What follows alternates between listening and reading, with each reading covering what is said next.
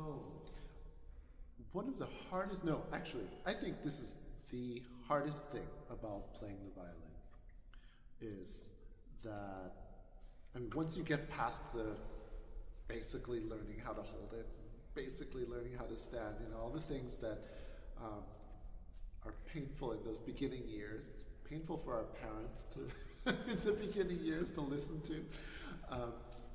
And once we are actually really trying to say something with our playing, once we are really in touch with the emotion of these pieces, the grandeur, at times there's this sheer emotional range of what we are trying to express with the violin through this tiny little box that really doesn't take much strength to play at all. Okay, when we, to put things into perspective, when we're talking about bows, we think, oh my gosh, the difference between 56 and 58 ounces, this one's so heavy, and 60, forget it. I mean, ounces we're talking about. We change strings. Oh my God, this set of strings, I have to work so much harder. I mean, it's really just in our head. We have to learn how to express and project energy. We have to, some of the most intense emotions, that human emotions, while not squashing the violin. And that, I think, is our biggest challenge. That's why yes, it's an awkward position to play in, but I don't know if you've noticed that music that's very moderate in temperament, do you find it's easier to play, like more relaxed? It's just, it's like kind of like no sweat. I used to be very confused by that. I thought, why can't I just be always this relaxed?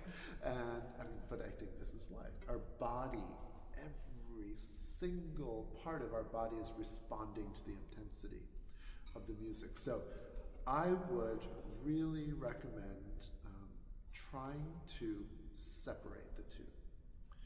Try to stay as relaxed as possible all the time with your muscles, but in here and in here to feel all of that intensity, and but to channel it into the violin, not in a forceful way.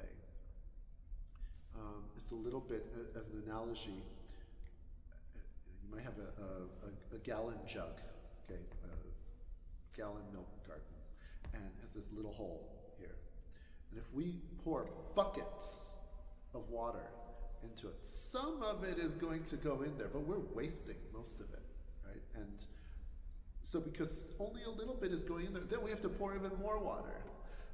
Really what we want is that funnel and the right speed of pouring the water in, and then it's going to fill much faster. And that's really what we're after, okay? So as a general approach, I think try the opening, and think about instead of pushing deep into the string, how about allow the bow to fall deeply through the string. 关注我，学琴不走弯路。